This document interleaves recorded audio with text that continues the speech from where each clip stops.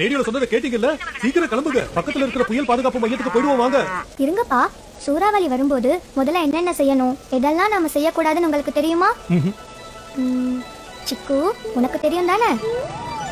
அப்பாவா, நாம 2 பேரும் செஞ்சு காட்டுவோம். சிக்கு, முதல்ல என்ன செய்யணும்னா ஆதார் கார்டு, ரேஷன் கார்டு, வீட்டு பத்திரம், இது மாதிரி முக்கியமான ஆவணங்களை பாதுகாப்பான இடத்துல வைக்கணும். பீரோல வச்சிடுறேன். அதெல்லாம் குடிச்சிக்கு. பேட்டரி, டார்ச் லைட், ரேடியோ இது எல்லாத்தையும் அவசியம் நம்ம கூட எடுத்துக்கணும். கேஸ் கசிவு ஏற்படாதபடி சிலிண்டரை ஆஃப் பண்ணி வைக்கணும். ஜன்னல் கதவு, வாசல் கதவுகளை டைட்டா மூடி வைக்கணும்.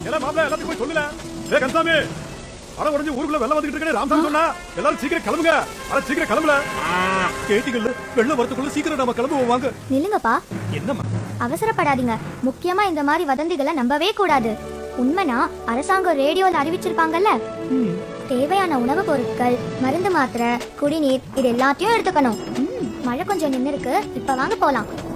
வெளியே போறதுக்கு முன்னாடி மறந்துடாம மின் இணைப்பை துண்டிக்கணும். ஐயா, பழைய கட்டடத்துக்கிட்ட நிக்காதீங்க. அப்படியாமா? பலத்த காத்தடிச்சு மழை பெய்யும் போது மரத்துக்கு கீழேயும் நிக்க கூடாது. அது ஆபத்து. புயல் வரும்போது இப்படி மேல்தளத்துல இருக்க கூடாது. வேடிக்கையும் பார்க்க கூடாது. கீழே வாங்க.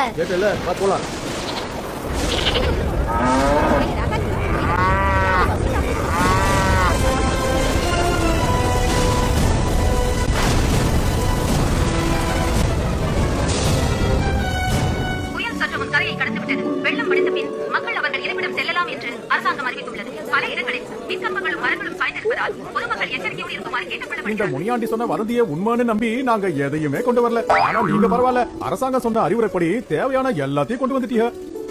அரசாங்கம் சொல்றதை கேட்டுடுவோம், ஆபத்துல இருந்து நம்மள காத்திடுவோம்.